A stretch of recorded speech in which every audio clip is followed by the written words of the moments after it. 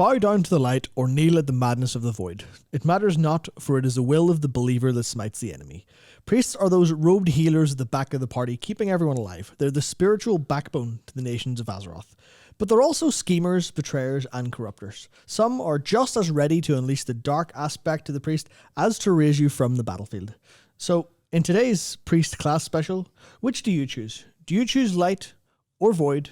Or do you take the kind of non-committal path that's somewhere in the middle? Yeah, welcome to the Priest Class Special, and we're going to talk about a lot of the really cool lore about priests today, but also why the Scarlet Crusade were so good at wielding the light, because I think a lot of the stuff about discipline and why priests and why you need discipline to wield the light used to be way more relevant than it feels like today.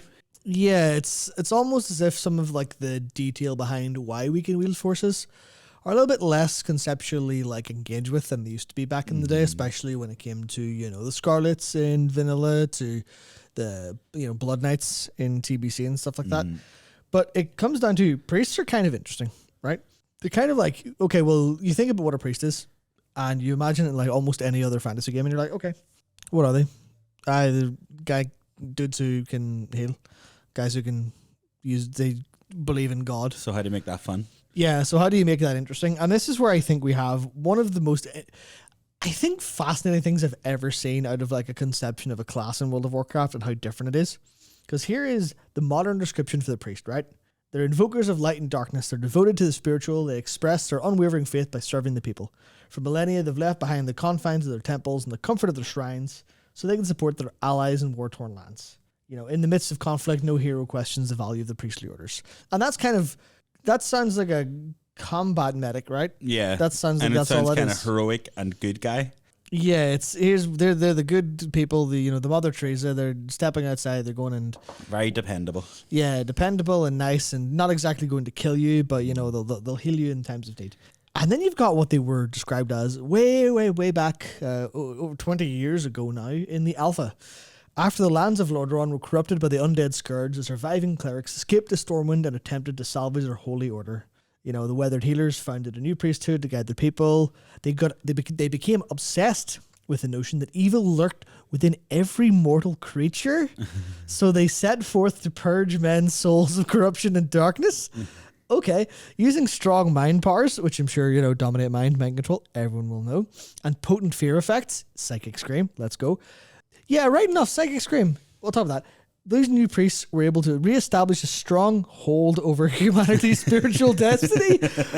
Though they're still able to heal wounds and cure the sick, priests are much more interested in dominating the weak and wretched in order to save them from themselves. Yeah, so they had a very specific conception of what a priest was going to be going into World of Warcraft, and I get the sense that, you know, they go, okay, what happened in Warcraft 3? A lot of really traumatic events. So what's going to happen after Warcraft 3? You're going to have a lot of really traumatized people. So, you know, think about the Scarlet Crusade and think about what they're talking about here. You know, evil is inherent to every mortal creature. We must find it and purge it. You know, that's the thoughts of a twisted mind. Yeah, that's a good point. Like, if that's their response to trauma and going, well, everything's destroyed, so what are we going to do? We know better. Yeah. We're the moral arbiters of the world, so we'll go around and make people do what's right. And that's a real dark conception of a priest that you kind of imagine that thing from, like, anytime there's a JRPG, and it's like, oh, there's a priestly looking, there's a church. Yeah. These will not be the bad guys. No way. Not again. Not in every single one. Yeah, I know what you mean. Either it's going to be some like affable old man who's going to like give you your next quest adventure, or it's going to be Mecha Pope and he's evil. Yeah, and it feels like maybe there's a little bit of that kind of edginess in World of Warcraft where they're like, well, how do we extend things further? And this is kind of, they've always went like, what if we take the road slightly less traveled in this way? Because I don't know too much about how priests were played in games like prior to World of Warcraft, because I never would have played a priest. Never my kind of thing, still to this day isn't. But I kind of feel like that came from them going, what can we do that's new? Yeah. What can we do that's different? And what can we do that's like, it's thematic to being a priest in like the darker way, where obviously you go, well, what's, you know, if you ask a bunch of people who like edgy stuff and metal, they're probably going to turn around and be like, oh yeah, church bad. Oh yeah, like what's religion? It's like mind control shit, dude. Yeah, obviously you're going to come to that conclusion, cultishness and all that. So then you see that And you go, okay, well, that works really well in World of Warcraft as a gameplay mechanic as well. As everyone knows, mind control, jump off bridge, there you go. Look at that. Yeah, excellent. How many times that, because I've never mained a priest or been so deep into priest gameplay that I've got to get people to suicide with mind control, but I've been on the other end of it loads of times. But one of the things that I think is coming out of this is that in World of Warcraft, there's a conception of the priest that isn't like a priest in real life. There's something different, something unique about it. And I think one of the ways you can, one of the great ways to look at it is through its talent tree. So you've got Holy, Void, and this kind of how they play off against each other. Are you going to serve the Holy Light, which is ostensibly good? Or are you going to serve the Void, which is ostensibly bad? Or there's the third spec, there's discipline. Are you just such a disciplined individual that these powers call to you? But yeah, so just like before we get into the nitty gritty of it, I think we live in like such a cosmically relevant setting now, and it's one of the things that you mentioned right at the start. You know, where do people get their powers from? Warlocks make pacts with demons, mages read books really good, and priests either have great devotion or great self-will. Yeah, and I think some of that, I imagine some of that actually came originally from how, I think they were a little bit stuck for talent trees maybe for priest, and that's where like this conception came from, where it's obviously you've got shadow and you've got holy, and you're like, well, how do you put something in the middle of an obvious binary? You go, in the middle, I guess. In the middle, we can kind of make use of both in some capacity. Yeah. And I think that's kind of. So I think that's where some of the most interesting priest lore comes out. So, you know, with the Holy Light, you got like Velen, with the Void, you got Xalatath. But when you look at the discipline tree and the people who have used discipline, the Scarlet Crusade we talked about a couple of times, Alonso's Foal. So this guy is like the Archbishop of Stormwind, and you'd be interacting with him all the time. And then, I don't know, he was like such a big figure in Cataclysm, but like some few people know about the Twilight Father and about he had, so Alonso's Foal was the Archbishop of Stormwind, but he fell to the Void and he didn't tell anybody. He kept using the light, and he publicly had these huge manifestations of the light whilst actively worshipping the Void. And it's explained in the lore that he just has so much self-will, he could will the light to happen even if he didn't believe in it. That's interesting. Like compared to, well, I guess if you think of how paladins particularly use the light a lot of the times, and how the light is shown in Warcraft, it's like if you want something bad enough and want it with all your heart, and you know you have the valor to like to deserve it in some capacity, then it will like choose it. It is like full on, almost divine intervention kind of tier stuff a lot of the time. Like I think one of the maybe the finest examples of being visually seen is Anduin in the BFA cinematic. Yeah, and he just everybody has a big cry, and everyone goes, okay. You know, that's effectively God going, you know what, good argument, Anduin, everyone get back up. Yeah. In a way. So to see that coming from like the more Scarlet element, where it's like, no, we just have so much like faith in what we're doing in ourselves. Yeah. That the universe responds to that in a way. Almost like reality manifestation kind of tier stuff. So to see that like Alonso is kind of in the middle, and that's where discipline comes from. It's like, yeah, well, what if you just pretend to believe in it properly? Yeah, that's it. Is that good enough? You find an example yourself? Yeah, that's the part that I found interesting, because I was thinking about like all the different races that use priests, and obviously priests back in the day, and immediately go, okay, well, it's a human thing worshipping the Church of the Holy Light. It's full, you know, God fearing thing. Yeah. But then when they added more races to class and stuff, or more classes to different races, I should say, then everyone kind of went, well, how does that make any sense? And another example I found of it being willpower is Mickey Nielsen, who's the like lead writer for publishing at Blizzard for a long time, answered on Twitter when someone asked like, how did goblins use the light, because it doesn't seem like they're very faithful, and he's like, pure willpower driven by greed. Yeah, excellent. They want money so bad that the light responds to them. They're like, and it kind of makes sense. Yeah, it makes sense in like obviously it's a little bit comedic because you go goblins greed, but like you know, you can imagine like one of these American mega churches, you know, where they're like bankrolled so hard and God is money. Yeah, I guess that's probably where that conception came from. And go, yeah, it's actually pretty smart. Yeah, it's pretty cynical, but as you know, discovered, even though that description never made it live, it was just in the alpha. It's still like they're pretty cynical about priests, which we'll definitely get into when we get into like their history and some of their like modern day politicking. Yeah, so let's go into the history, because priests, yeah, they may just be some robed dudes at the back of the party healing people, but they're actually really fundamental to the lore of World of Warcraft. And some of the oldest lore we have that's actually to do with mortals. We know from priests. So what I've done is I've taken a few examples from back in the past, and there's one that I want to talk about in particular, because one of the things we're going to talk about is how, just because there's this one class called the priest that spans many races and cultures and civilizations, they all don't gain their power from the same source, and they all have these different cultural conceptions of what it means to worship.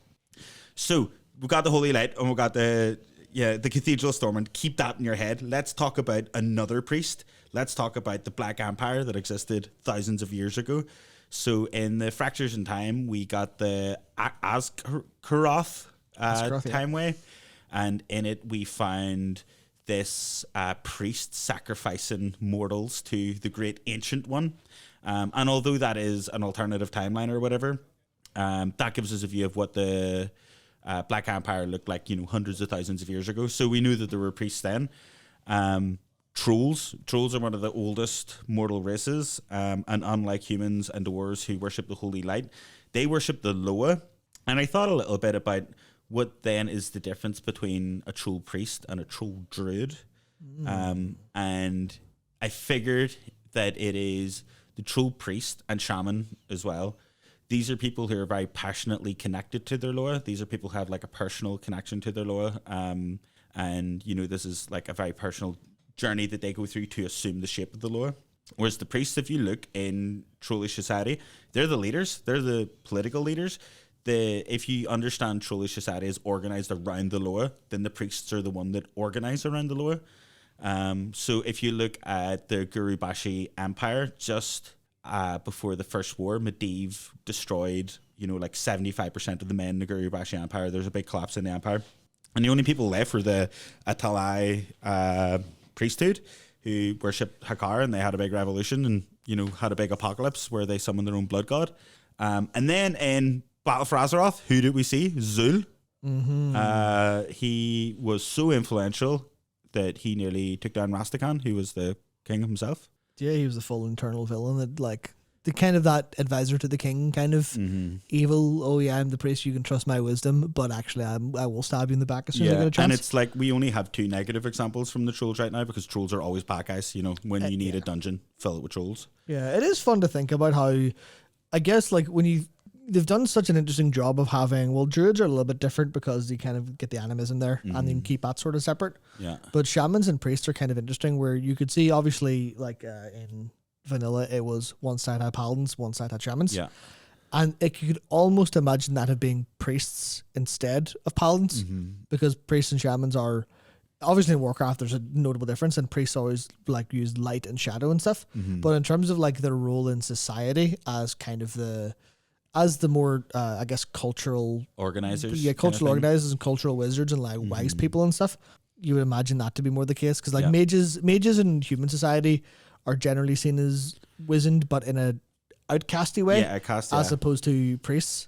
So it is interesting that they have to, because of the mechanics of the game and the classes, where they do have to make it possible for there to be like, there's troll shamans and also troll priests, and they have different conceptions, but they, obviously the troll priest copied over from worshipping this vague manifestation of God to worshipping specific lore gets kind of interesting. So it's fun to see how they've like threaded the needle with that. Yeah, but also, if World of Warcraft had a charisma score, priests would have loads of it. Exactly, yeah. And I suppose it kind of works, the Loa having all the different cosmic forces naturally attached to them kind of works, because obviously like, Razan being light for the paladins kind of stuff. Yeah. Kind of made sense around that. So they can kind of get away with having to thread this needle. Yeah, I see what you mean. They're already culturally or cosmically significant in that way. But yeah, so that's trolls. Let's talk about some more trolls. Dark trolls. Yeah. So the earliest canonical reference to Elune come from these things called ceremonial vestments, and they were found on the Broken Shore. And they were found around the Temple of Elune on the Broken Shore. And the allusion here is that on these ceremonial vestments, they see symbols of Elune, but they also see symbols associated with other Loa, or symbols of Elune that look like symbols for Loa. And the idea is that these were dug up on the Broken Shore from when the Temple of Elune on the Broken Shore, which was historically around the Well of Eternity, It was the locus point for Troll Loa worship flipping over into the worship of Elune. So you can imagine gathered around the temple of Elune before it was built here, there was probably like a little ramshackle hut to Elune with all these dark trolls gathered inside. And the priests in that hut were the first priests to Elune.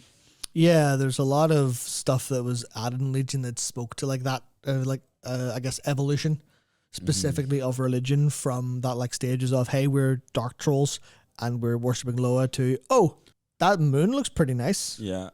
And like the graduation of, we go from adding Elune to like the pantheon of gods that are worshipped, and then eventually losing out on the Loa and instead worshipping Elune entirely as they became night elves, and as they like, I guess they found her power to be stronger, which is obviously especially around the Well of Eternity, because obviously the Broken Shore would have been on the shores or around that some capacity based on where it physically is. Yeah. So the Dark Trolls approach the Well of Eternity, and they see Elune's reflection in it, so they believe she sleeps there inside, in the day and comes out at night, and that's kind of like they did a pretty decent job. Obviously, we haven't seen it like super like well defined, but even in just a little bit of like gray item lore, there is this like story of kind of priesthood coming out of like becoming more of like that monotheistic religion kind of vibe, which is obviously where they very much are today, the priesthood of Elune, or the sisterhood of Elune. And that's, just as a follow-on point, you can imagine these Dark Troll priests, and then the Empire, the Kaldor Empire happens and everything like that. And eventually, after the War of the Ancients, it's the priestesses of Elune who fight the revolution and organize Night Elven society. Yeah, and that's the whole thing that ended up, because the men were druids, and the women were priestesses. That's where, and sentinels. Yeah, that's where we got like the matriarchal society out of, because it was the sisterhood of Elune that went, I guess we'll run the show. Yeah, and that just literally like that's how it happened, and it kind of stayed that way. This is another example of times that priests totally built a society in World of Warcraft. Yeah, they seem to have done it all of the time, mostly. Cool, very good. So that's, I'm glad we've got some Void stuff, we've got some Troll stuff, and we got Elune, because we're talking about different conceptions of the light, or religion. Now let's talk about the light. So humanity's interaction with the light is actually pretty recent. There's a little bit of fuzziness about this, because Tyr has always been associated with the light, but the thing is, Tyr never had an original association with the light. This is something that happened later.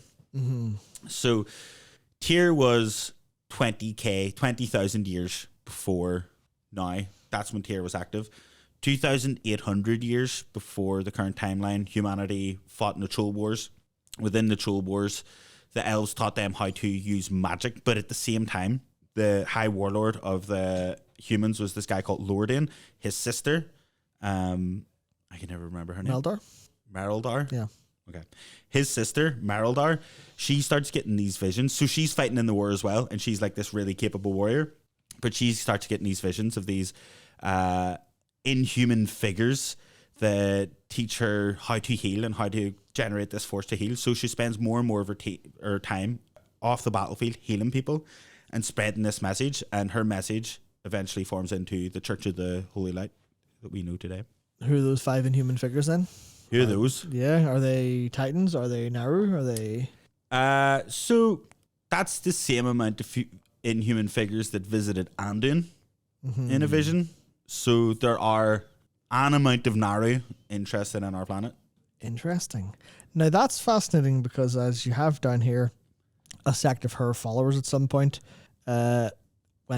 were given further visions and went on a crusade, ending up in Hallowfall, which we'll see in the War Within. They had visions of a falling star, and then they went and found the falling star, and it was deep underground. Fantastic. Which, that's the Naru then. Yeah. So it is a case of this the light in the conception as we know it today as humans, and Stormwind and the one Anduin will follow, and the same one Velen will follow, obviously, because he's another priest, worships the light and the Naru.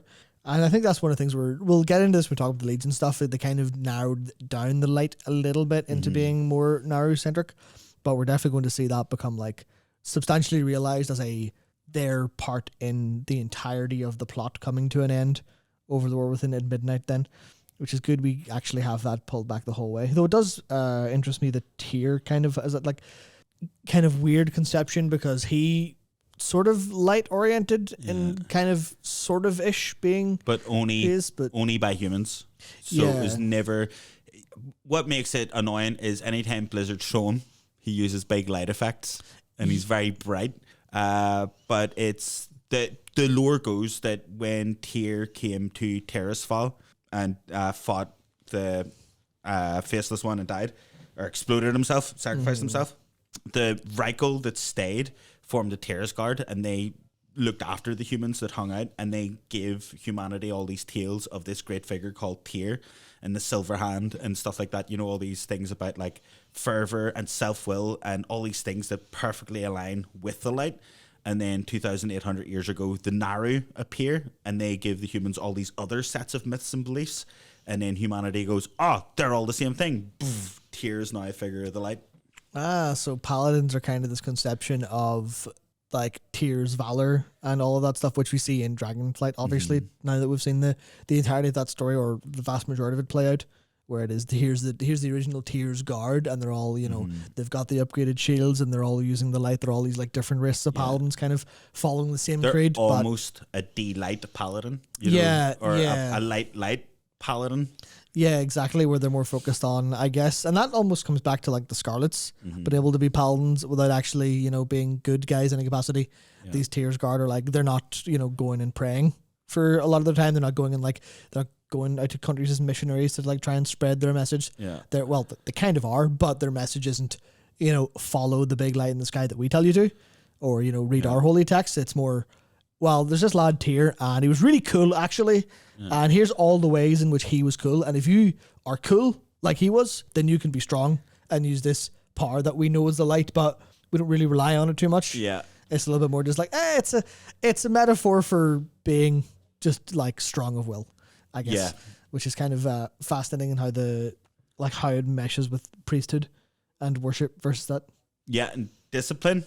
So yeah, we've talked about like 4 conceptions of the light. We've talked a little bit about religion. I keep saying the light, and that's kind of the problem, right? Because it's not just the light; it's Elune and the Loa and money for goblins, which are they all manifest ultimately as light, but they're not worshipping the light. Only a small subset of priests actually worship the light. Yeah, that's true. Yeah, very much so. And we're going to see class or race specific spells soon that reference that. But yeah, talking about the more practical stuff in World of Warcraft, let's actually talk about how priests have played out throughout the franchise. So they've always been core to the game in some way. And in Warcraft 1, we had clerics.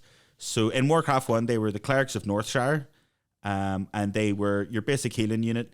And this was a time before Azerothian lore, you could say. This was a time before developed lore. So there was the cleric. He had heal, which was a heal over time spell, and it was the only heal spell in the whole game because you didn't get quality of life stuff like that in RTS games back in the day. You didn't get units that healed over time. Invisibility. Interesting. Yeah. Farseeing, because that Farseeing has always been just an amazing scouting ability in RTS games, given to the shaman later, but the priest in the day. So what we actually want to talk about here is that in Warcraft 1, they all believe in God. Interesting. Very, very simple. We'll just transmute like normal human things on top of the game to get it done because we're not thinking too deep about it. So basically our Christian God, right? So Farseeing was described, and this isn't the whole description because the descriptions are quite long, but this one says, allows the caster to see in an all-encompassing fashion as God does. Which is, just like, that's wink, wink, nudge, nudge, like RTS games, God's eye view, stuff like that. But it gets worse with stuff like Holy Lance, which is just our basic ranged attack. And it says, as the archangels take up swords of light to defend the heavens, so must we take up the holy arms to defend our lands. So talk about archangels. Yeah, I don't think we've got any of those in World of Warcraft that we know of. I know there's reference to angels all over the place. Yeah. But I think they're more generic and kind of, it's not like Here's the order of angels. It's just here's like the concept of an angel as people know it. Yeah, here's the carrion. Yeah. Anything. Yeah, that's a Something good point. like Yeah. that. Execarians showed up. To think obviously like the spirit healers are kind of like angelic in nature. Yeah. But it was never, you've got angelic feather that like priests use, but obviously it's never been like, and here's a distinct order within the light of like historical battles and all of this like lore and textual stuff has just not existed ever. It's just, and there's the light and it's cool. Yeah. And worship that, please. And it's light and it's cool. So this kind of thing about God does hang around for a while, in that mission of Warcraft 3, what is it called, in the Strathhome? Uther says, damn your soul to hell, boy. Oh, yeah, that's right. There's a hell in World of Warcraft. There's a hell and stuff like which that. Which obviously we know now there is. Yeah, I know, but we're just talking about a simpler time when you could be a bit more fast and loose with the lore. And in Warcraft 1, God was a thing. Our Christian God. Yes. Or near enough. So Warcraft 2 didn't have priests, but it had this really great lore development where during the First War, all the clerics in Northshire got killed because, like, seriously, there were a load of old dudes who could heal who were sent to the front line. Like, what were they going to do? So in the Second War, Foal goes, Archbishop of Lordaeron, he recognizes that priests are just not enough, so starts a knightly order called the Silver Hand. Good move. Although many of them are actually knights, one of the notable priests who signs up to the order is Uther the Lightbringer. Of course. And yeah, back then there wasn't like a strict division between priests and paladins. Paladins weren't a class. Paladins were a knightly order you could be a part of. So you could be a warrior, or there was like arcanists who were in the Silver Hand and stuff like that. So there were people in the Silver Hand who could be considered magi or something like that. Yeah, it was just, can you fight and also believe in God? Yep. In the Silver Hand you go, work away. That's it. If you want to be. So you can actually consider a lot of the paladin lore from Warcraft 3 as OG priest lore from World of Warcraft. Warcraft 3 brought High Elven priests. They had heal and dispel magic, and then there was loads of creep priests. There was Avery Trolls. Yeah, you're right, yeah. Faction had a priest. There's no new spells, really. They all like healed and had ranged attacks, stuff like range that. Range attacks, yeah. slow. Some of them had poison. Yeah. Some of them had banish. Never even Nerubian priests, a Nubar priest. There was every creep, because you had like these little clades of creeps. There would be like the forest trolls or the bandits, and every clade of creeps had some type of priestly figure. Because they finally worked out that healing your units in the battle is not only satisfying, but creates a lot of really good tactical like intrigue.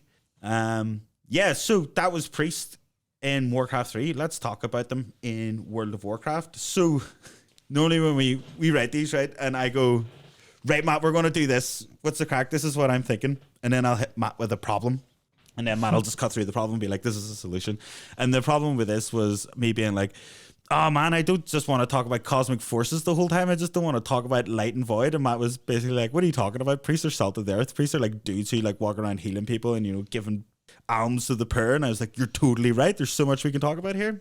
So, thinking about that, priests, when they were introduced to World of Warcraft, were that alpha conception of kind of like these really brutal people who were fighting for the destiny of humanity and stuff. But they were also just people you'd see knocking about zones doing good things for people.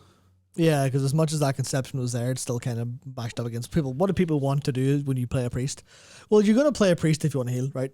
That's it. You're going to be like, well, I guess, my friend's playing the warrior because he likes that. Or I like, someone else, the wee annoying person's playing the gnome rogue. I guess I'll be a dwarf priest and I can heal my gnome rogue friend. Yeah. And you're like, okay, well, that's probably how that came across. So then that's why you'd have that like kind of initial class questing and stuff. Like, yeah, you're actually a priest. You have to do priestly things. Yep. Which everyone knows is walk about and heal folks.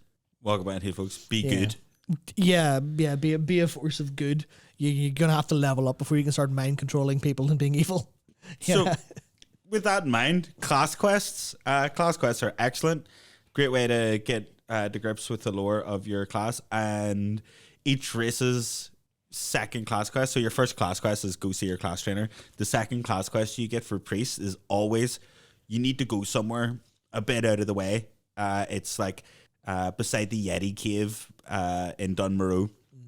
and you'll find a dude, you'll find like a mountaineer who's went out too far and he's got himself hurt, and you have to heal him and you have to buff him, and then you go back to your class quest and be like, I did a good deed, and from your second class, from your second quest, you're going to doing good deeds. Yeah, which is also like, if you think about it in gameplay terms of World of Warcraft, that's something you could literally do. Yeah. Like, you actually could just walk around healing and buffing people if they were in like, oh, that guy's gonna die or is like low on HP. Just go, there you go. Yeah, and that's a bit of a rule we have is not talk about season discovery because it's new and it's a season. But like, it's so nice to just run around and see people constantly buff each other. Oh, there's a dude. There's power word fortitude. Yeah. Yeah, and I always felt nice specifically. Obviously, you could do it for like Druids at Mark of the Wild and Mages at Arcane Intellect, but it still always felt right to have a priest walk past because you can almost imagine oh, bless you, child, on your journey. Yeah, and you're like, oh, I'm a bit stronger now. Let's go. I did always enjoy that. So yeah, I was looking this up. It's a hard question to ask Google, but we're going to talk. The next quest you do is to get your racial specific priest spell.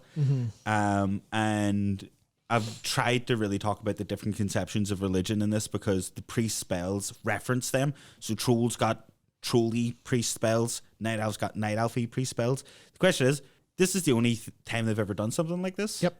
The only time there were notable differences in races, that was literally this way. Yeah. Because now racials are obviously, you pick a human, no matter what class you are, you have all for, what's it called again? Every man for himself. No, it's not. Oh, no, it's called not Will to Survive. That's what Will it's to Will to Survive, Survive. I was gonna say all for one. Is like, that's not it at all. Yeah. Will to Survive. That's you just get your racial spell, but it was very specifically in vanilla only. Can't remember if they moved them to TBC. I think they did, or maybe it was Wrath that moved them. But they each priest had a spell that only that race could use. Not literally, because there's desperate prayer shared between humans and dwarves, I believe. Yeah, a few, and then there's a few shared otherwise. Yeah, because I know dwarves had one of the big things in Classic whenever it first came out was that everyone played a dwarf priest because of Fear Ward. Yeah. Because Fear Ward was crucial in like actual vanilla content towards the end. And no one played Night Elf Priest because Star Shard was cool. Because it was obviously like, here's Starfall, the ability that, the Night Elf Priestess of the Moon, Toronto Whisperwind, uses. But here's a smaller version for a priest. And it was just like channeled dot that ramped up towards the end of the channel. So it was like really strong. Never felt good. Yeah, it was really strong if you got it off. Yeah. But it was also interrupted by damage, so you'd have to like power word shield yourself to not have it interrupted by damage. Oh no. And then cast it on a mob far away and see if you could do it in time. Because I saw people talk about it recently, say it is actually really good as an extremely high mana efficiency, decent damage spell under these conditions. Yeah, but so you maybe can never it use works in raid, but that's about it kind of thing. Yeah, and even then you're like, yeah, well, you should be healing. Yeah, 100%. Because it doesn't do more damage than just shadow spells. Yeah. So you're like, okay, whatever. And the only one, I couldn't see many that actually made it into modern or still exist, but Devouring Plague is still about. Devouring Plague is still about. Devouring Plague is the big damaging like special spell of the Shadow Priest, that is. And that came from the Forsaken racial priest spell in vanilla. Yeah, Devouring Plague, big dump all your stuff out of that. And it still has the effect of like healing you for some of the damage dealt, which was like big to the kind of the Forsaken priest was definitely like a gnarly kind of evilly kind of priest. Yeah, in the way they were doing stuff, because even their like own basic Will of the Forsaken, where they just did extra damage. And they had their own church, called the Forgotten Shadows, which didn't worship the void. Some of the damage types in Classic. I've been talking about them recently. I posted in the chat, was like, what are all these damage types about? But like the Frost Strike and stuff. In Classic, there was a lot of damage types that just were never actually made it into the game, and they were crossovers from different damage types. And there was Light and Void together was called Twilight damage. Cool.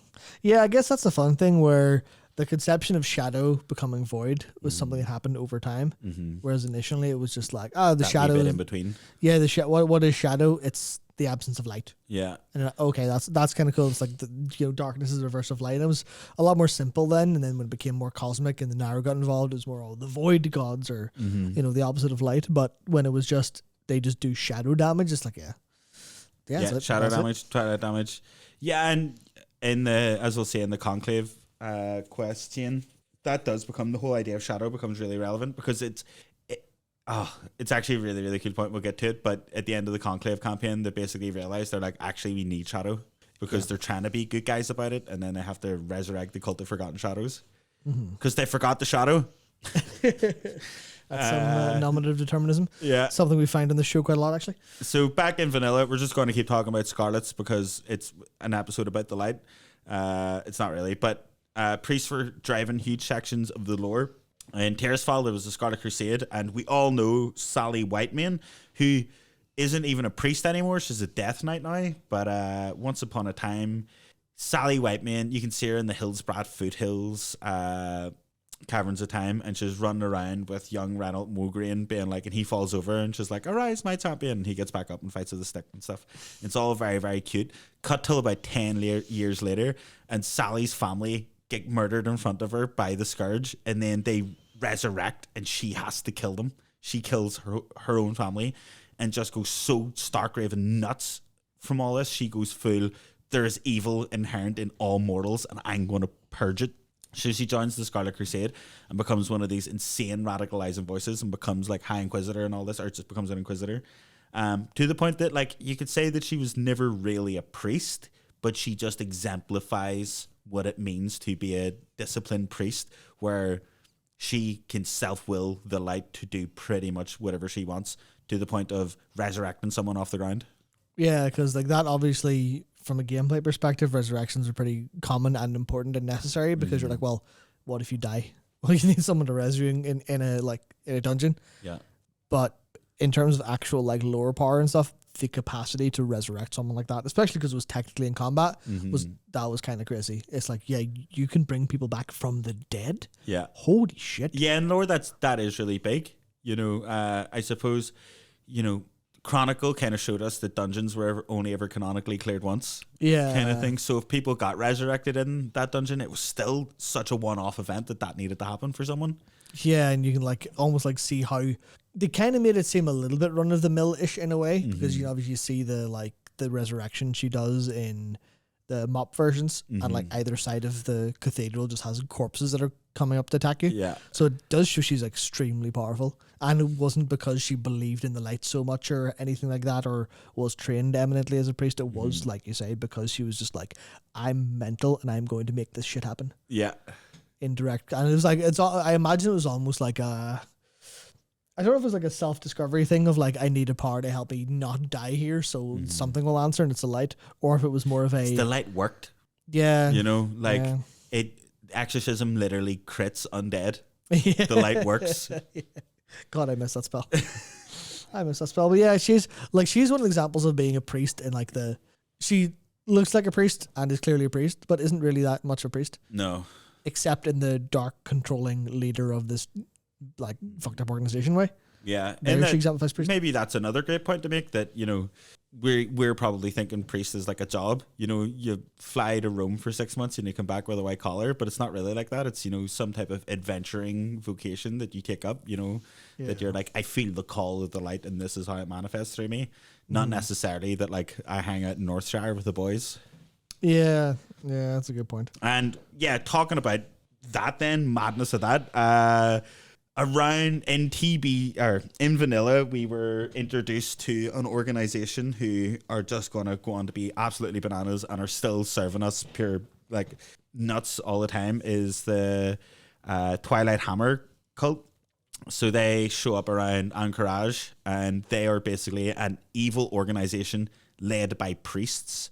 So Chugal is their leader, but it actually, in the end, the Twilight Father will be the leader of that cult, and they are a human and they are a priest. Human priest just ruining everything. Yeah. Look at that. We've got evil organization. Number 1, Scarlet's. Evil priest organization. Number 2, the Twilight. Yeah. Always goes. But I think that's like actually that's kind of the crazy part, where that is, when you think about it, it's kind of an awful lot of Warcraft. And some of that might be because of the more cosmic focus it's taken recently. And when you think of the cosmos, you think of light and void, and the only class that is capable of engaging with both of those is actually the priest. So naturally, if you're like, we need a void leader, oh, it has to be priest. Or we need a light leader, oh, it has to be priest. That's Velen. true, yeah. So there's a little bit of that happening where you can't have a shaman lead light or void. You have to go, well, what does shamans do? Have a very specific void shaman storyline, explain it. Yeah, something like that. Whereas obviously they get a little bit away with that in like Illyria being introduced, and it's like void power stuff. But they had to do a mad story with that. But you're right. If they're like, we need a void character, what's the easiest to digest? What's the one that you instantly go, yeah, okay. Yeah, and then that's where obviously like that kind of started a little bit in TBC with the Naru being introduced, with the Draenei coming in and being like, oh, what are you guys? Oh, you're these creatures who are, you've got shaman powers as well, but that felt a little bit more like a gameplay conceit. Obviously, they did make it make sense with Draenei shamans, as we talked about in the Lorewalking for that, but otherwise it's like, what was the major thing here? We're pushing the light story forward using the Naru, using Velen. And it was like you were saying earlier about the introduction of like the class quest for priests, go out and heal a boy. And what's like the third or fourth quest you do as a Draenei is to walk around and heal survivors using the gift of the Naru, which was their racial ability, which was like a heal over time spell. Yeah. And it was just, there you go. What are you? You're so close to the light that even like a shaman or even a warrior can just use some light magic to heal people, because that's the kind of way you are. Yeah, that's good. It's like just so culturally ingrained. Yeah, and obviously that came from the Naru saving all them and their number one representative, the faction leader, the Prophet, because Prophet's a pretty heavy term to use, Velen. Yeah. And then also in Outland and TBC, the Void stuff's introduced as well, because Karash was destroyed by Dimensius, the Void God. And we're like, huh? That was like, right now we're like, oh yeah, of course another planet was destroyed by a Void God. Of course that makes sense. Fresh at the time. Yeah, but then you're like, we beat old gods, right? But they were like manifestations of evil on like Azeroth. So we beat one of them down in Cthulhu. We beat the Fire Lord. You're like, okay, what do you mean there's space gods? Oh god, I'm tired. Yeah, I'm tired. So it's a little like, that's where it got a little bit and that's what we're talking about, right? The shift in the priest from the grounded salt of the earth person to the cosmic orientated space adventure, which we still are going to have to deal with very much with Xal'atath, who is basically a priest, by the way. Yep. Which is fun. Well, yeah, we will definitely talk about Xal'atath and her priest credentials, but they're definitely big. So I've put in a section mostly for me to talk about because I thought this would be fun, and it's what I've realized is my favorite aspect of the priest class. It's the politics of priesthood. Anytime they need a political figure to be both a good guy and also a little derisive or, like sneaky, they'll pick a priest. And there have just been some really incredible priests. Whilst doing this research, I was just like, there are so many priests that like flesh out the world. I don't want to talk about them. So we already talked about him a little bit. Archbishop Benedictus. I think I said Alonso's Fool earlier for him. Sorry. He's the Archbishop of Stormwind after it was rebuilt. After the destruction of Lordaeron, he lost his faith in the light, asking why anything would let that happen. But he was still like a believer. He still had he had the brain of a believer, and the old gods saw that, and they saw his faith break in the light. So they start to send him visions. And by the time the Cataclysm comes around, he's already lost his faith in the light, worships the Void, and has joined the Twilight's Hammer cult. So this is really interesting lore tidbit. When the Cataclysm kicks off, Deathwing flies around the world and he visits all these different places and he causes a bit of destruction and then he flies away again. And one of the places he visits is Stormwind. And he, for a long time, there was the Deathwing's claw marks were in the walls. Yep. And he flew in and he could have burnt the city down, but he didn't. He disappeared. He just came down, he scared everybody and disappeared. So everybody flocks to the cathedral in troves. They go, something really terrible has happened. They go to the cathedral and Benedictus is sitting there being like, you're right, the light has failed us. Something has to be done about this. And he starts mass recruiting people into the Twilight's Hammer cult. So Deathwing does this all over the world. He does it in Orgrimmar and he scares everybody. And he has all these agents already set up, waiting to induct, all these priests set up around the world, waiting to induct people into his cult. So that literally answers the question, why is there so many Twilight cultists? Because Deathwing played his role as a fearmonger. And already had his agents set up around the world. That's really smart. Yeah. That's really cool. I think 0.1% of people, no, 0.01% of people who looked at Cataclysm ever noticed that or thought about it instead of just going, Deathwing, cool. Yeah. And I don't want to get too complaining or Yeah. anything, but you see how simple it is to do? That's like a bit of background lore, basically. Yeah, that's That, cool. you know, a part of it happened in a cinematic and a part of it happens in Stormwind Cathedral, but it justifies an organization like that existing. Unlike, say, the Primalists, who Yeah. are ostensibly the same, but just turned up one day. Yeah, and then obviously that leads because Deathwing's goal wasn't to burn Stormwind down or destroy these places. It was to bring in the Hour of Twilight, which he needed Twilight's Hammer to do. Yeah. He needed them at full power and orchestrating their machinations. And that was a priest doing that. Yeah, of And course. that's after Trugal got in the comic books. Archbishop Benedictus becomes the Twilight Father. And he is, once upon a time in his position, offered Xalatath, and he refuses it. And he says, because Interesting. I know the price of failure. Interesting. Yeah. That's fascinating. So a surprisingly important fella then, Yeah. all things considered. Even though I know my experience of Archbishop Benedictus was as a Horde player Yeah. up until... He was the more desirable faction leader to kill in Stormwind. Yeah, because I didn't really even know that back in the day. Yeah. All I really knew was I saw him in the End Time, Yeah. Turn Evil, and I very distinctly remember going, who's that? Yeah, who's that? Who's that? So it's set up really subtly in vanilla, where if you have ever done the Lost Fleet quest in Wetland, so in the Wetlands, sidebar, in the Wetlands, there's the boats, the Kulturan Lost Fleet, and they're the undead, they're Forsaken, they're undead, and if you fight them, you get this debuff called the Cursed Eye of Pelath, and it turns you into a Forsaken. You're running around as a wee undead, and then the whole idea is you get this Cursed Eye of Pelath, and an Eye of Pelath is basically like a glowing orb that priests can make, and it just shines with the light and lights the place up. But if it sees evil things, if it sees horror and tragedy, it becomes corrupted. Anyway, you get this corrupted Eye of Pelath, and someone in Menethil Harbour is like, the only person I know that could sort this out is Archbishop Benedictus back in Stormwind. So you bring it to him, and he's like, oh yeah, can't let this evil item get into the wrong hands. Thank you for giving it to me. I'll sort this out. And he's very like, give me the evil thing. You know? Oh, that's cool. That's really interesting. So actually, just an evil priest from the get-go. Yeah. At least the hints of it But there. he's also like, yeah, I don't know. That's there's a few interactions of them in vanilla that I remember, and then in Kata, he's just a bad guy. Yeah, just there you go. He's evil now, which Yeah. includes a wardrobe change and little eye things and a beard. And all that. Yeah.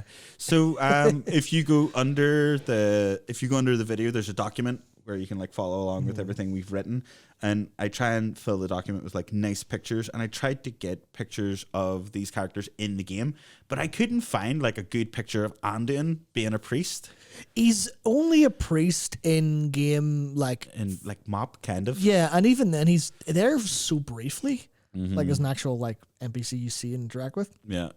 Because the only thing I remember is, I remember when he's rescued by the Pandaren couple, and he does priest things. And you to gotta go escape. take drugs to find him.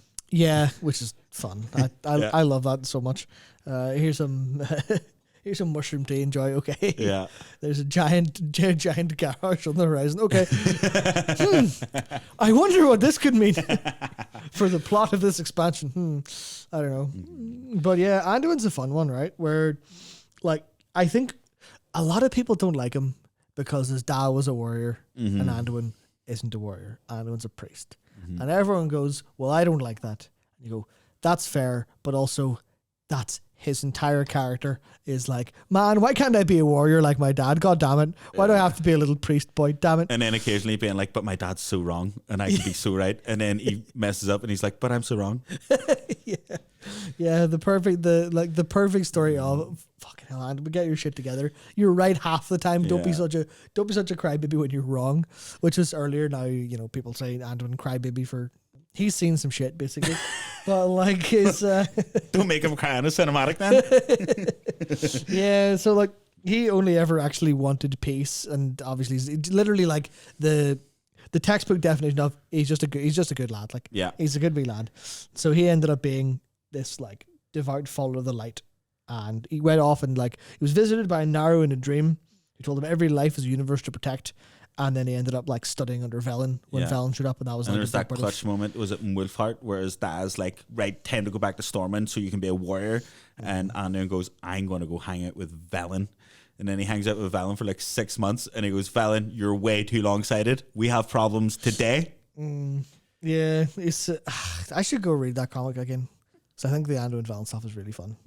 It's really interesting, like all of the wisdom bestowed on him by this like ancient old prophet guy. Actually, like that's not that helpful all the time. Please, please create something interesting. But I think one of the fun things that was the very initial hint of something that I think became the Anduin story we are going to have, or we sort of started to have, and we're going to have now, is that he was, he went missing in the expedition map, and he's like, I have shit to do. There's an important mission for me to solve. I can't just go back and be this coddled prince anymore. So SI7 agents show up to like take him back, and he just goes, nope, and mind controls him. And it's full on just like this is like the first time we see Anduin be more than a holy priest boy. It's like, oh, that's not a very good thing for you to be doing, little priest prince. Why are you mind controlling your like I guess like your people are looking after you to try and escape and do your own thing? You're like, that's cool. That was really nice. But it's also like, oh yeah, you're actually a priest. Yeah, You're doing and it proper didn't priestly like things. moralize it in a bad way. It was just Anduin was doing what he needed to do for what he thought was right. Yeah, And he was happy enough to do things that were in the moment objectively evil. yeah, and that was like the subtext behind it all. That was like oh yeah, well he's not going to be the good boy forever if he doesn't have to be. He's learning. Yeah. He's learning not to just go, oh well, peace whatever cost. And then that's obviously that leads into him and Garrosh and the Divine Bell incident later on. And they're like, oh yeah, Anduin's kind of a little bit of a badass in training. Yeah. Which hopefully we see a little bit more of that going forward. And then obviously again they brought that in Shadows Rising, where he kind of just feels the void rushing down his arm and is gonna use it to interrogate like these orcs. Are like, Anduin, that's not a very nice thing for you to do. Well, he does do it. Does he do it? He does it twice. Does it twice? He fries people with it. What point was it that he was about to and didn't? Was that a different point in time? I think I'm not sure, but it's like maybe he feels the rush in it at one point, but there is definitely a time where he tortures an orc woman in the Arathi Highlands because she's there with her child, and she's like, I don't even know anything, and Anduin's like, do you not? You know? And then he does stop quickly, but it describes like the pain and stuff. Oh, so there's a little bit of that. Got that dog in him, like. Yeah, because it was supposed to represent. It's the same thing, you know. I'll do bad things for good purposes, and his good purpose at the time was catch Sylvanas. There's no moral mission greater than that. Yeah, absolutely, absolutely, and that's where obviously he like you'll see in the image here. Obviously, he's got the light thing in his right hand, but his left hand is dark. There's shadow there, so I think they maybe had a little bit more of a perception for him to be that, and then they kind of put that on the burner and did other things with him for a while. But he was like obviously in like Hearthstone, that's his Hearthstone image. He was clearly like full on the conception of the most full on praise to both things. Yeah. And I don't really want to talk about Anduin too much more because his character's so significant in so many other ways. I want to keep it to priests. But someone who's a bit of a mirror for Anduin is Kalia Menethil. Dark Myrno. Oh yeah. Oh no. Yeah, Kalia Menethil, who I was looking up, I was like, I can't remember exactly when she became a priest and why she became so priestly. And the kind of answer is off screen became priest. It was off screen with Alonzo's Foal. Yeah. So it is interesting where it's hard to like say much about her priestliness outside of the fact that she's connected to the light. And there's no real deep thing about her connection to the light outside of now she's resurrected with the light in the proper light way, and she's the pallid lady or whatever else, which all feels a little bit rushed and like they have a conception for her that they maybe had to try and push through to get to that point. Yeah. Because her like priestliness generally comes in as her seeming like a little bit of a just like a goody two shoes kind of priest. So that's why I've named this section the politics of priesthood, because I want to talk about three characters very quickly who aren't necessarily priests, if you know what I mean, but that's how you would understand their character. So there's Kalia Menethil. She is now a member of the Forsaken Council, and she is trying to bring a new hope to the Forsaken. That's like her mission is to bring a feature to the Forsaken that isn't one that Sylvanas offered them. And that is the politics of priesthood. Another is Moira Thorison, who is a Bronzebeard, but she went and shacked up with Dagran Thorison, the first emperor of the Dark Iron Dwarves, and they had a child. And because Moira was a Bronzebeard and Dagran was a Dark Iron, their son, Dagran II, is about to become the emperor of all dwarves. Actually, canonically, he should be it already, because the lore is when he turns 18, he becomes the emperor, and he's already 18 as of the time skip. Oh, yeah, because the last we heard about him was in the little pre-Dragonflight story at the wedding. Yeah, and he was mentioned, and he's like knocking about and talking to people, and he's about to take his throne and stuff. So that's definitely going to happen. So Moira, she's a priest. Another sighting of Xalatath, but we have very little detail of it, is that once upon a time a Dark Iron wielded Xalatath. Yes, that's right. That was one of the big possessions that Xalatath actually had. I think that was one of the ones she did a lot of damage under. Or one of like the last ones before she was lost. Something along. It was one of the major stories in the artifact weapon anyway. It was that one specifically. There's something else to say about Moira, which is just that she is, people laugh about this because of Overwatch's Moira. Because Overwatch's Moira is, well, she's not a Scottish dwarf, she's Irish. Yeah. But she has, her like gameplay is, I can't remember which hand is which. I think it's like left hand is healing. There's like orb of healing, and the right hand is some sort of evil shadowy she is damage. Like a priest. Yeah. And it's like, oh yeah, Blizzard, why do you have two Moiras that want to run around using light in one hand and shadow in the other hand? I wonder if there's That's a kind of Celtic weird legend about it, about light and dark or something. Probably, but it is kind of funny because people like remember that whenever Moira showed up in the Dragonflight, the 10.2 cinematic where everyone shows up for some reason. Avengers Assemble portal scene, which we've laughed about enough, but like Moira shows up and she's like firing light and shadow off in like each of her hands, and you're like, interesting that you're a priest who's just like openly doing that, like firing off both. Everyone's like, yeah, cool, you're a good priest. Yeah. And you're a priest who's using light and shadow, and your son is about to become imminently politically important, and his dad's dead. And his dad's dead. So you've got a substantial amount of control over the politicking of the entire of the dwarves there, Miss Light and Shadow Priest. Yeah, and that's actually majorly true, because she's always the one that's been politicking this. Yeah. She's always been the one, like, trying to get her son into the best possible position. Yeah, the politics of priesthood. It's always the priests. It's always the priests doing this stuff. As soon as there's no wars to fight, when there's wars to fight, all the warriors go, right, I'll be in charge and make decisions. And as soon as the war's over, priests go, right, what can we screw up now? Not that I actually think she'll be evil, or not that I don't trust she'll, make the right choice or anything like that. It's just, it is funny that she's another case of like, there's the political priest. Yeah. There's Moira. There's Calla, the other political priest. It's absolutely not fun. I've looked it up. Moira is just Gaelic for Mary. Cool. Nice. Perfect. There you go. Yeah, fantastic. So that's like, we talked about like Zul before. Yep. But obviously, the Princess of Zandalar. Who is the high priestess of Razan, the Law of Kings. Yeah. So, like, okay, cool. Just priest rule the world. Yep. There you go. We've actually somehow... How has no one talked about this before? I don't know. Priests are the political figures of World of Warcraft. Yeah. High King Stormwind, the current leader of Zandalar. The current one of the leaders of the Forsaken. The mother and effective leader of nearly all dwarves soon. Velen. Yeah. Tyrande. Oh my god. Priests are the leaders everywhere. That's nuts. I mean, even obviously, Terralian's a paladin. What are they? Just a priest wearing heavy armor? Priest in armor, bro. There you go. Everyone's a priest. And just as we're talking about interesting priest characters, I wanted to talk about, and you've added something here that's really, really cool. I wanted to talk about just like, oh, did you? I just wanted to highlight a few other priestly organizations that are out there, because this is just so cool. This is like, when you just add a few lines of lore and suddenly the world is like 10,000 times bigger and so many other things are going on. So there's Tahu Sagewind and the Priests of the Sun. They're followers of Anshe. They're the Torn priests.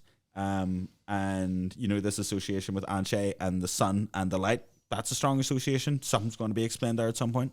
I desperately hope so. Yeah. But obviously there's the same thing there where the Paladins are Sunwalkers, and they're just like, what if priests picked up a sword? Yeah, kind of deal there, which I think is fun. The next one is Yalia Sage Whisper, And this is a little bit less interesting. It is sort of interesting in its own right, but it doesn't really go into like a different conception of the light like most of them. Yeah. But the reason, she's a Pandaren, by the way. The reason Pandarens have priests is basically the same reason they have mages, which is the Shadowpan value knowledge and value like protecting things. Mm-hmm. Not in the same way the Lorewalkers do, where they're more about like history and archival. This is more like the useful side of it. Mm-hmm. So there's the Omnia and the priests of Omnia. Like, well, Omnia is this like subdivision of the Shadowpan that look after like books and knowledge and stuff like that. So Omnia has mages and priests for that reason. And Yalia Sage Whisper is the leader of the Omnia priests. And that's literally it. It's just, yeah, we have all of these like specialized people because we look after this knowledge. Mm-hmm. That is very cool, yeah. And that's Pandaren priests. Yep, that's Pandaren priests. And they worship the light based on like whatever collection of knowledge they have. They didn't, like, there's no lore about this whatsoever. You would love to be able to read that collection, wouldn't you? Yeah, it'd be great. So like there's no lore on this whatsoever, which we should probably actually think about at some point. Yeah. Dig into for if it can find anything interesting. But it is just the same kind of human conception of the light as far as NPCs will say light oriented lines obviously in a Pandaren voice, so that were intentionally written. But there was another panda, I can't remember who it was, who like asks what the light is and like claims to have no knowledge of it. But that could just be like personal ignorance, or the Omnia know about it because it's like secret knowledge that only they have. But the average Pandaren doesn't really know or care about the light. They're too busy obviously with the Celestials and stuff, which is their religion of sorts. The next one, and this was, I thought, a bit of a stretch at first, but I looked into the lore, and nope, it's totally true. Vol'jin and Shadow Hunters. So Shadow Hunters are hunters, but they're actually religious heads of the trolls, and they use a lot of Void Priest-esque magic. So Shadow Hunters are, if you were to play a Shadow Hunter in a game, you could play a hunter, but the more canonically friendly class to be a Shadow Hunter is a Troll Priest. Yeah, I think people have wanted Shadow Hunter abilities and like class skin and stuff for priests for a long time because of that, like, kind of, oh, well, here's a way cooler version of a priest. Yeah. Here's a way cooler version. Because the Shadow Hunter, they had the little, I guess it's like a shaman ability now, but the wee totem summoning thing. The wee flame snake thing or something like that. So there was something thematically put in for Shadow Hunters? Yeah, a little bit. There's another one, Vol'jin. He's a faction leader. Yeah. It's all priests the whole way down. That's nuts. Except for, like, what, Bane? Yeah, Bane's warriors are priests. Yeah. Yeah. Right enough. That's, yeah. And I suppose you probably shouldn't talk about, like, shouldn't take the paladin as just a priest too seriously, because then we talk about Liadrin. You're like, okay. That's true. Yeah. So another organization is the Cult of Forgotten Shadows. So the character that you can find is Athelest, who is a banshee in Undercity. But you find the actual true leader in the Legion class Order Hall quest. So the Cult of Forgotten Shadows, they were an organization that existed before Arthas Scourge Lordaeron, but in the post-Forsaken world, a lot of Forsaken joined the Cult of the Forgotten Shadows. And in the Conclave, you make an effort to reintroduce it to the rest of the world. And one of the reasons that the Cult of Forgotten Shadows was created was because a lot of people still believed in the light, but to manifest the light for Forsaken was really painful. So they needed to find this way to pursue their faith whilst also not totally self-sacrificing themselves. And what they found was shadow. So this idea that, like, it's not light and it's not void, some sweet in between. Yeah, that was the fun thing that kind of sort of got slightly a little bit kind of dropped in being important, but was like that conception of Forsaken priests just suffering because the light just hates them so bad. Yeah. And I know that's like, I think that's like still technically canon, because obviously Kali is different than like being a priest. It's like, doesn't have that problem and is perfect and everything. So I feel like that might be like the undertones of that are still there, but there's no like, you know, oh, you're a holy priest as a Forsaken priest in game and you die because you cast some like major spell. There's nothing like that going on. And I guess it's a little bit troublesome to like mesh that gameplay and plot wise. But like you imagine like a Lance's foul running around. Anytime a Lance's tries to heal someone, he's just like, this is so sore. Sucks. Jesus Christ. Yeah. This really blows, but I have to heal someone, whatever. Fine, here you go. Yeah. So I think that's like an interesting thing to think of. I'm kind of I don't think I'll ever dig a priest gameplay wise, but lore wise, like I'm really sold on them This after is great, yeah. thinking about them all so much. And the most recent kind of priestly lore outside of the like A plot story is the Lokosh, the new Orcish priests, and the way they've included them in the lore is really cool. So they're led by this Magcar orc called Naka, who appeared in TBC. So back in TBC in Nagrand, you find the remnants of the Magcar orcs, and you help them get in touch with their ancestor spirits again, a link that was broken before the Second War. And one of the ancestor worships tells Naka that you need to find the song within. You know, there's a chance you can be separated from your ancestors once again. So to find true power, you have to find the song within. So Lokosh literally means inner song in Orcish. And it's this idea that when shamans talk about the elements within, these people talk about when shamans talk about the elements without, the Lokosh talk about the element within. They're talking about being a disciplined priest. They're talking about self-will and how to manifest. Yeah, that belief in the self and the belief in your own conviction. Yeah. Which obviously then, I really love that framing of the element within. So it's not even like the light. These orcs don't even need to worship the light. Yeah, and that was the thing. Actually, that was originally what it was. And there's a little bit more, meta outside the game than actually within the game. But like, this is technically a retcon based on the initial introduction of the Orc Priest. I don't know if it was ever live or if this was all based on PTR feedback. And he was in the white robes, and he was just like, I love the light. Yeah. It was just, okay, well, orcs are just basically following the human religion now. Yeah. Because we just went, we'll just do it. But then there's enough feedback on PTR and, online, people going, that's terrible world building. What do you mean the orcs just following the human god now? What? Yeah. How does that even make sense? And then, some dev or some collection of devs took the time out to like write the Lokosh in and go, well, okay, here's this version. You're like, that's the kind of, obviously they already kind of had that cooking with the Sunwalkers.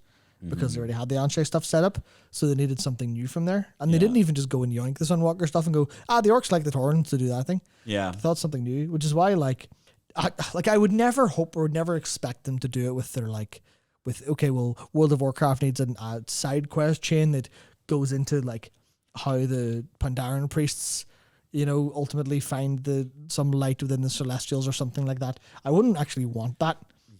But at the same time, if there's, if we had a huge, vast collection of books and novels and stuff been thrown out all the time in the IP, it'd be really cool to see something digging into this for other characters or for how different organizations kind of form and have their own challenges and struggles. Yeah, it's what we all want, right? It's it's what we all want with the world revamp. You want to go look at organizations like Lokosh and what's going on with all these little cultural organizations. Exactly, and that's where we're getting some decent leeway recently. So I think there's going to be future lore walkings on stuff like this is going to be way better than they would have been a couple of years ago. Yeah. It's awesome. So that's a priest, right? I think we've talked about what it means to be a priest, the light, the void, discipline, all the crazy organizations that exist, the many, many political figures that make the World of Warcraft go. So now we know what a priest is. Let's talk about the most archetypical priests in the game, and let's talk about the Conclave storyline in Legion. So the previous sections were called, Priests in Azeroth. This section's called Priests in Space. That's where they belong, apparently. Which is very funny because we open this by saying that the salt of the earth, the nether in space. Yeah. So before we get into the Conclave storyline, we've got to talk a little bit about Alonzo's Fool. So he has been mentioned a few times, and he was very nearly our archetypical priest until a way more obvious candidate showed up.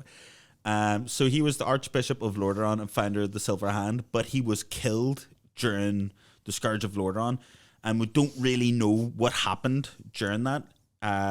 We don't really know what happened whilst he was a member of the Scourge, but at one point he was a mindless member of the Scourge. And when you meet up with him, he says that he was... So at the start of Legion, if you're a priest, a hooded priest comes to you and goes, this guy Alonzo's Fool wants to talk to you. Can you go talk to him, please? He's got this mad idea about making a mega church. And so he goes... I was once a mindless member of the Scourge and the commander in a secret war. And my brain went boogaloo. I was like, what secret war are you talking about? And I looked for a secret war and I couldn't find the secret war that he was referencing in particular. but I came up with a lot of ideas. Good secret then, if you couldn't find it. Very, very secret, very good. Did you get it? No, the most well-kept secret in World of Yeah, Warcraft. so he just goes, I was the commander in the Secret War. So the 4 options are, he was the Scourge commander. Easy, That would make sense. So secret, I'm not telling you about it. Yeah, that would kind of make sense, especially considering like how he became free of Scourge. That would be a cool one as well. Just like, oh yeah, well I did some bad stuff. Yeah, did some bad stuff. So the next one, I should put this last, but he could have been fighting against the Forsaken. So he gained his freedom from Arthas at the same time as the Forsaken, but because he had so much self-will, he broke free himself. And then Sylvanas was like, I'm making a Forsaken. And he basically said, I don't care. You're all weird abominations anyway. I'm going to hang out the countryside. So he could have been fighting a secret war against the Forsaken. There could have been a power struggle within the cult of Forgotten Shadows. And another one, this is the one I think it could be. So Alexandros Mograine, his crusade with the Icebringer was an illegal crusade because Arthas had disbanded the Silver Hand.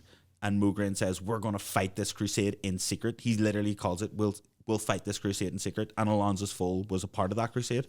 So I think that could be the reference, that he fought in a secret war, and the secret war was the war Mograine fought in, contrary to what the royal decree was.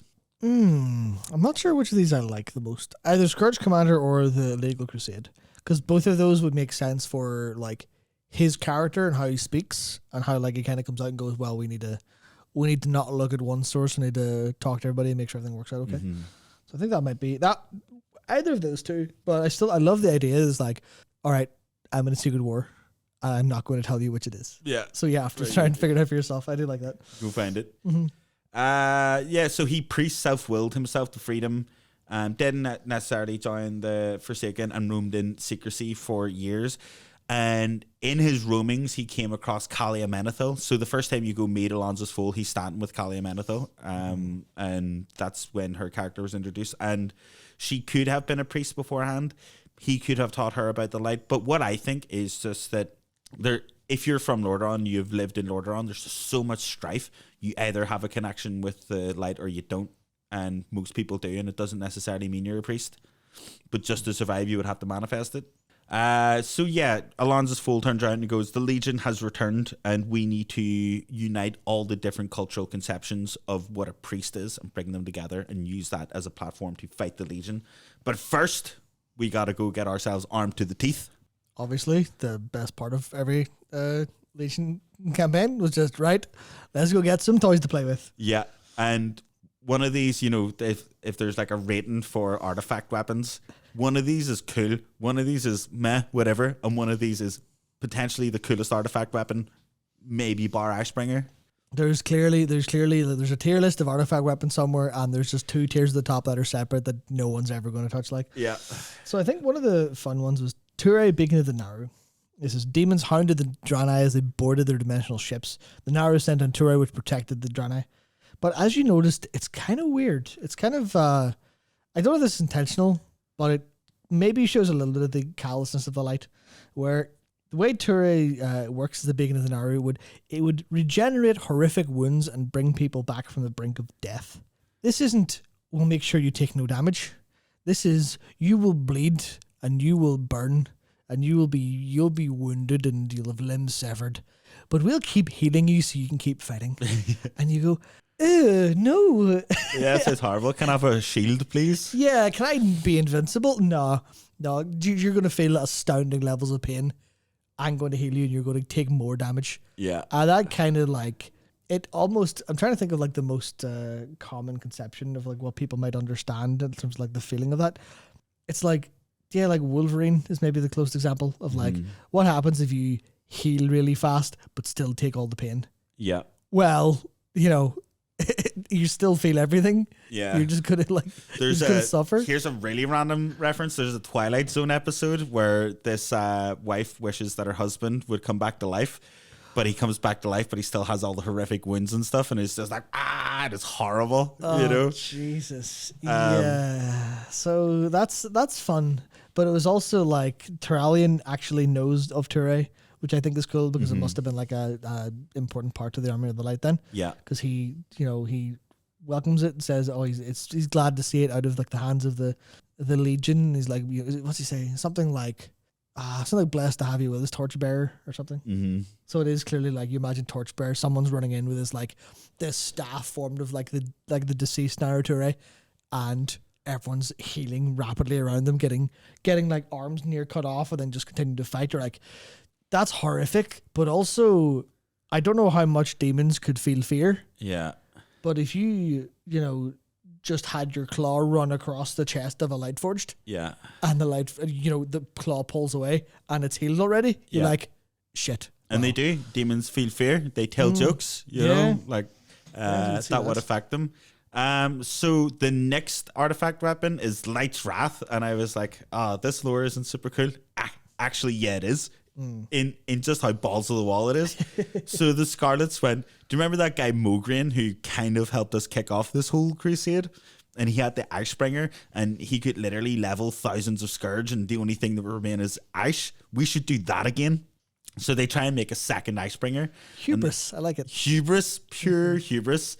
But like a way more insanely radical version, you know, like a really Scarlet Crusade version of it. But the thing is, it would like kill the holder. It would burn out the actual bearer of it. So it had a few successful engagements, but it would just burn out of people's hands until the Kieran Tor ended up with it. And it was Balnazar. Balnazar messed with the creation of it. Oh, he did, yeah. So he did. Oh, of course, because he was like messing with him the whole time. Yeah. I remember there was something interesting about it, and that's what it was. It was Balnazar. It was Balnazar should have went, ha ha ha ha. Yeah. We can't have a second Ashbringer. It's too powerful. Boom, explode. Yeah. Okay, so, yeah. And the third artifact weapon is the Void, or the Shadow Priest weapon, Xalatath. The Blade of the Black Empire, Xalatath, which is, I don't even think we need to talk about it too much, but we will, because it's cool. Yeah. Because obviously, like, she's important in a bunch of ways, but, like, living weapons, and living weapons that have real character, because obviously there's Alaneth. And you're like, oh, cool, we've got an arcane staff that's like got... Just talks daddy. Yeah, it's got a bit of sass. Yeah. But Xalatath is like a fully fledged, like, oh yeah, I remember back in the day here, the Black Empire, oh, do you want to go tell Odin you know what the crack is and see what happens. Yeah. Oh, absorb that Elune power, nothing bad will go wrong, I promise. Stuff like that, obviously, like as you have written down here, like the whole new generation of lore that comes out of Xalatath and like all of her role so far, her role in the past, her role in BFA, and then obviously her role in the War Within and Midnight coming up and possibly the Last Titan. It's kind of interesting that like you go, well, you immediately think, oh, well, what's the cool artifact weapons? Well, you've got Ashbringer, right? That's Ashbringer. Everyone knows that.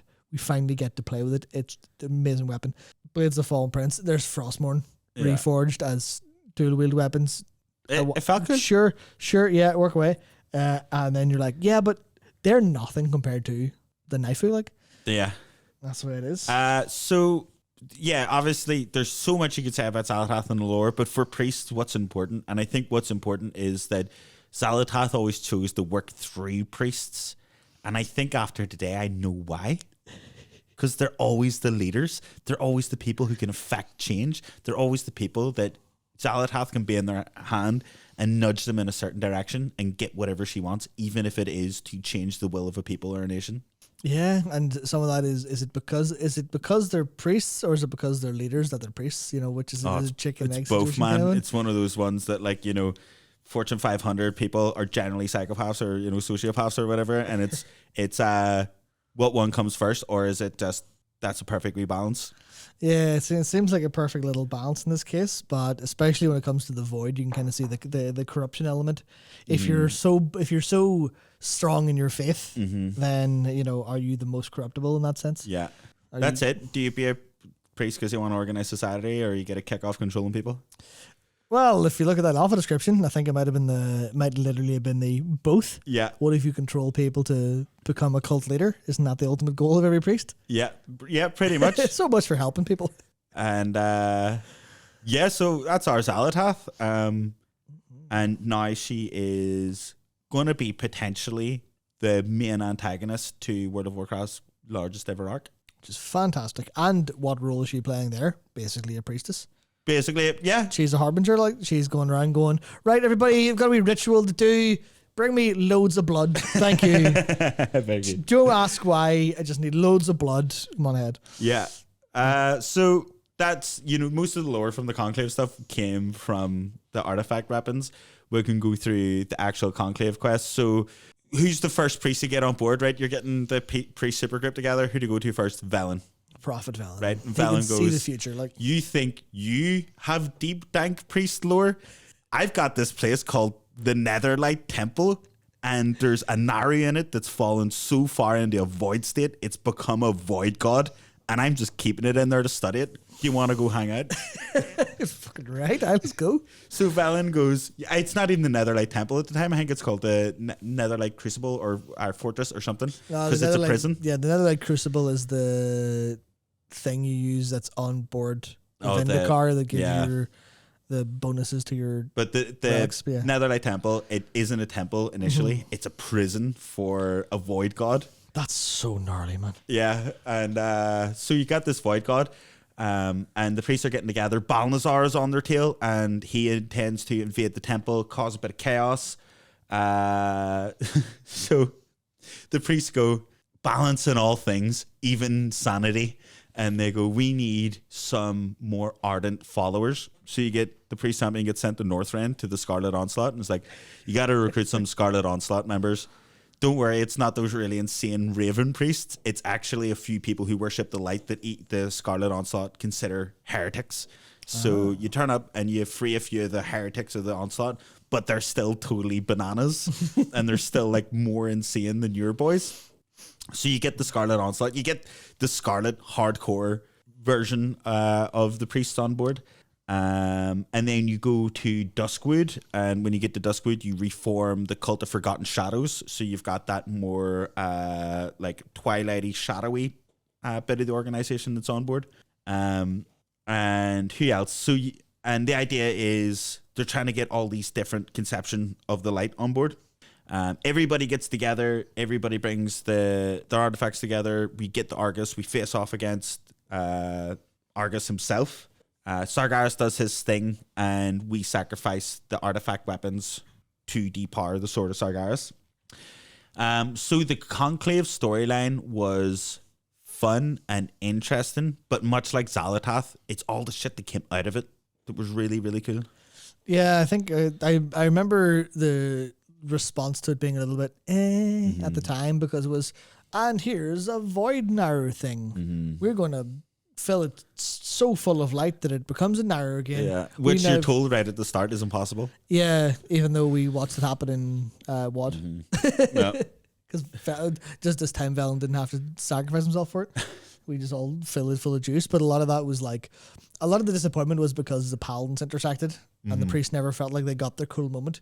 Because they were like, it's time for our cool moment. And the paladins go, hello, thanks for the invite. So we didn't get, full on party crashers like. But it was still like it was still more leaning into the, like, obviously with Xalatath as well. And with the, like, where we'll see with Velen, obviously we'll have the Naru stuff. Because as we even talked about earlier, Hallowfall, Naru stuff, early human followers of the light, all that stuff's going to become apparent. And it's clearly like a lot of that was kind of built off thinking about priests and Void and Naru and things like that. And then obviously Kalia. Kalia became pretty important. Yep. Which, whether you like that or not, it happened. And I will see her. Do people legit not like her? Yeah. I think a lot of people are like, who's this? Yeah. Who's this and what's she in here? Just because she seems so... like horde mains, traditional horde mains probably don't like her. Yeah, why is this human woman here who's not falling apart at the seams and been all goody two-shoes up in here, like, which is kind of the thing. But yeah, she becomes Sylvanas' greatest internal antagonist. And kind of... I don't know if this was initially what they needed to do with her, but I think at some point they realized that without Sylvanas, the personality cult of the Forsaken would fall apart. So Kalia's character was inserted in there as this like new vision for the Forsaken. And then obviously Xalatath, she schemed her way out of the Blade back into the Void. Yeah. Where she'll return as the main villain in The War Within. Very exciting.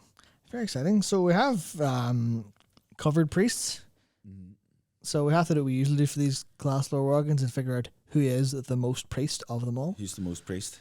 And this was kind of interesting because we've kind of covered how many priests there are of different vocations and variations and across the different conceptions for religion. And when you've got to pick, well, which of the world leaders are the most world leaderiest, it's kind of hard to come down to it. But I think we came to something that was like there's basically two major entries here, but a clear winner.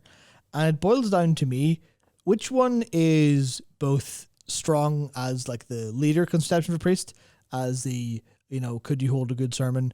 Could you lead your people decently well in a catastrophe? And also, do you still have that like salt of the earthness? Mm. Do you still have that little bit of goodness to you that's like, oh well, someone fell down, I'll pick them up. And both of our examples today would kind of basically work for that. Our first and not our winner, unfortunately, is Velen. And he is he's basically the perfect kind of old man wizened priest. Yeah. He was the leader of his people as a priest for so long. Things went wrong. He had a mild crisis of sort of internal faith, but not external faith. And he like led them to safety multiple times. And he suffered immensely, and like he's a prophet, right? So can there be anything more priestly than a prophet? Yeah, it's like the in an RPG, the top ranked priest. Yeah, prophet. Yeah, you're so in touch with God or whatever universe's conception of God is. He's just like, here's what happens next week. By the way, just to let you know, some literal Deus Ex Machina stuff going on, and obviously he like introduces like all of the narrative stuff, and he's the like our prime proponent for that. Even down to when he talks to Tyrande and goes, Lynn seems a little bit like an hour, and she's like, nah, don't say it. Yeah. Shut up, don't hear it. She says something like, you're probably right, but we're not talking about it. Yeah, full on like, I don't want to hear it. Yeah. Let's not think about that at all, please. Let us have our moment before we find that out into some plot revelation and it's all shit. Yeah. But he's fully like, he's the almost Mary Sue-ish, or Gary Stu in this case, is male, in the way he just goes around perfectly all the time. And it's like right up until the end of Argus. Yeah, where he has that defining moment. This kind of like, okay, well, Fate was never. No, our hands were never in. Our destiny was never in fate's hands. Yeah, and that was the lesson. Yeah, he learned from Illidan to not be a prophet anymore. Yeah. It's like, what's going to happen? Don't care. Let's make it happen. Be less of a holy priest. Be more of a disciplined priest. What the hell, Alan? Yeah, a little bit like that. But the reason I think because obviously he's done loads of good, and a lot of his good is kind of like macro scale. But there's one bit from his past that I think was a part of Ture's lore that I wanted to highlight, because I thought it was like, this is why he was a good priest. This is, how do you get to being the one of the best priests of all time? Well, you don't just get there. You have to do stuff to get there. So this is a story from the time in Argus. During Valen's time, a strange curse which addled its victim's mind and diminished their memories began to spread across Argus. Most of the Eridar, terrified of the prospect of losing their precious knowledge, argued that quarantining or even banishing the afflicted was the best course of action to prevent the curse from spreading. Obviously, what are we? We're a highly intellectual people. We value knowledge, we value understanding and our wisdom. Here's just some brain fog shit. I don't want that. Get that out to hell. Yeah. It's almost like perfectly anti-Eridar. Yeah, exactly. And Valen's like, nope, that's not the way. So he uses Ture, which was, at this point, the shard of a deceased arrow. He walked among the afflicted at great risk to himself, calling upon the artifact's powers to cure all the diseased Eridar. He was the one who was like, I'm going to take the personal risk to go into these afflicted people and heal them, because that's what, it's Jesus touching the lepers. Yeah. That's what it is. And that's the distinction, right? You can talk as much as you want about leading a nation. To qualify to get on this list, you also need to do those really personal, grounded things. Yeah, and it's like, I know obviously Alonso's Fall has incredible priest energy, but I don't see him doing something quite like this maybe. He seems to have a little bit of a darker past to him. It's like Benedictus, obviously. He's not going to do none of that shit. Yeah. White man's just mental. Yeah. So it's like there's few priests that are like, feel like they would be the like Mother Teresa kind of energy, who would actually be like missionaries on the ground helping people. Yeah, Velen is truly good. Yeah, he's genuinely just straight up good. And like his only fault is sometimes he's good to a fault, but that's kind of it. Yeah, and the thing is, he doesn't really embody any of like the darker sides of a priest or anything like that. It's just, I'm a holy priest. That is what that's him. He's a holy priest. Yeah. He doesn't really encompass the whole thing. This is an incredible picture of Velen. I don't think I've seen it before, and it really is just like his character in a picture. Yeah, that's Wei Wang's his name. Yeah. Excellent. It's one of my favorite like pictures out of like all of Warcraft concept art and like illustrations. You can see that like the like thousands of years of depth to him. Yep, he's incredible. He's incredible.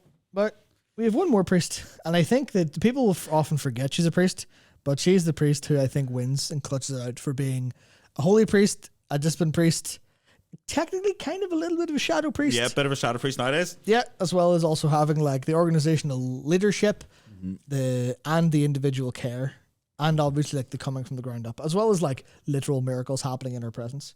It's Tyrande Whisperwind. Yeah, the priestess of the moon. There's a lot of whispering because Yalia Sage Whisper and Tyrande Whisperwind, a lot of that. So we didn't really talk. We did a little bit about the trolls and the low and stuff. Yeah, and a little bit of night elf priest using star shards. But there's a loon, right?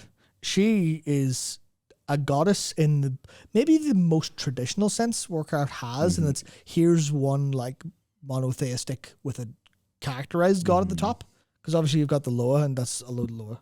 You've got light, but that's just a thing. You've got void, and that's kind of just a thing as well.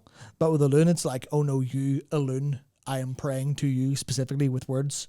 And a loon has like the characteristic and like the personality of responding or not based on circumstances, and how that's like kind of pushed for and against faith in a lot of times. So obviously the burning of Teldrassil being a big moment of Night Elves losing faith in their god specifically because their god was silent when otherwise she would have helped. So I think that if you consider it that way, then Tyrande is clearly the most like connected to traditional priests in a bunch of ways, where it's like, I believe in my god so much that I will stand and almost die just trusting in her ability to save me. Which is even like the first time she does anything kind of crazy in that front is in Warcraft 3, where she makes that self-sacrifice.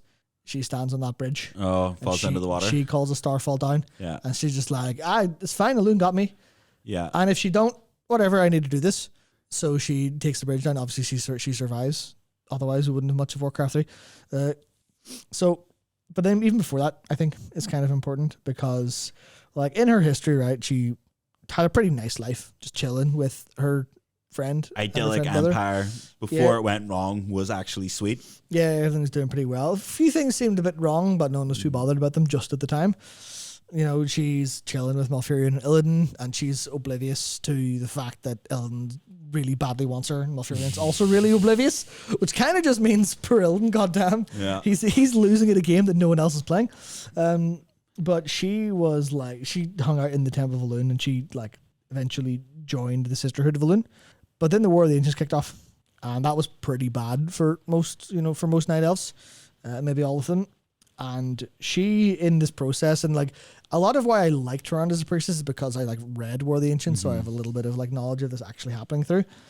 But she was just doing priestess duties in this time. In the same way Malfurion was off learning druidism and Illidan was off doing magic stuff. She was like, I'm just going to be a good priestess.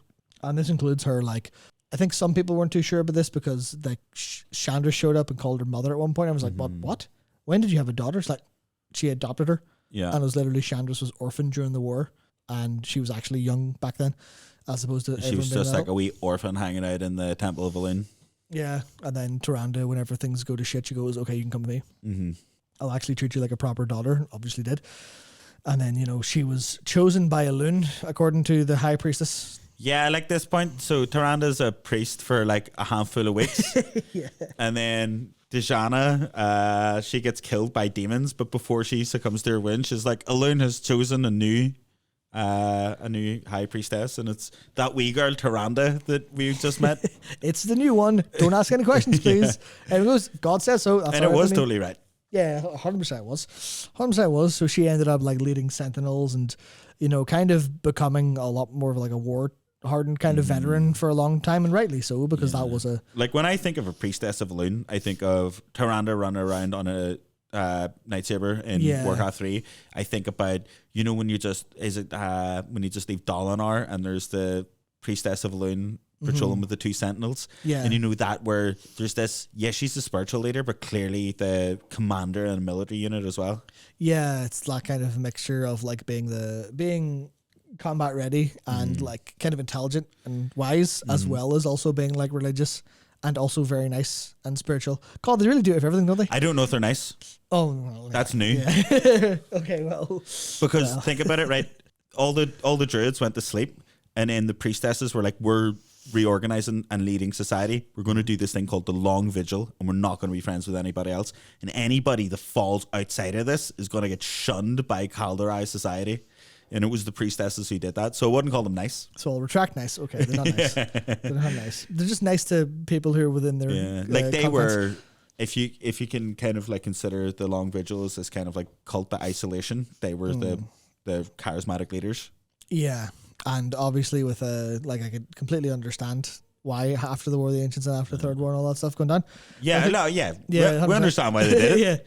Yeah, but one of the things I always remember specifically from the War of the Ancients was the time that Tyrande was captured by Ashara, and Ashara's like, join my court. Yeah, Ashara's like, you're beautiful enough to be one of my handmaidens, and Tyrande's like, no, what the hell, no. And Ashara doesn't like that. She doesn't like rejection very much because she's never been rejected by anything ever before. So she just tortures the hell out of Tyrande, and Elune just goes, no. Sorry, you're not allowed to do that. Yeah. She's my priestess. You can't do that. So she's like trying to starve her and trying to deny her like water and trying to like have guards physically torture her. And Elune's like, no, literally under my protection, Tyrande will not be hungry. She will not be thirsty, and she will be physically immune to anything. You can't touch her. Amazing. And you're like, what sort of bullshit's that? You're like, yeah, she's such a good priestess and so important to the future that I literally can't allow you to touch her.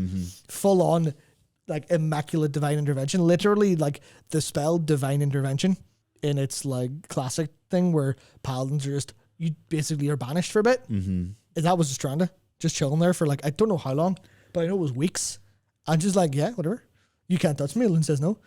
I always thought that was like, it felt a little bit like bullshitty in a certain way, but at the same time with how they'd set it up and like her as a priestess and Elune's power and how like against Elune all of Ashara's doings, where you're like, yeah, this completely makes sense.